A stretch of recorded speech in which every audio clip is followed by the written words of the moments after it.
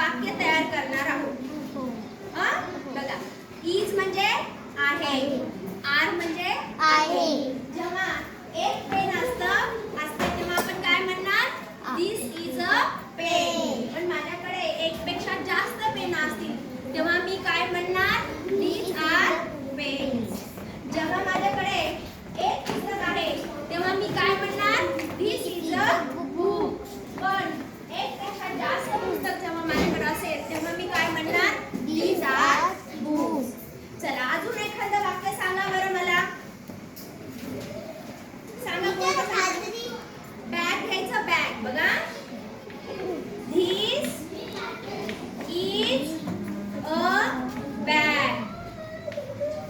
इकडे काय येईल सांगा बरं? These are bags. These are Bags. bags. बरोबर आहे? आता मी काय करणार आहे? या शब्दाला चौकट करणार आहे. बॅग्स, बुक या शब्दाला चौकट करेल. आता तुम्ही काय करायचं आहे?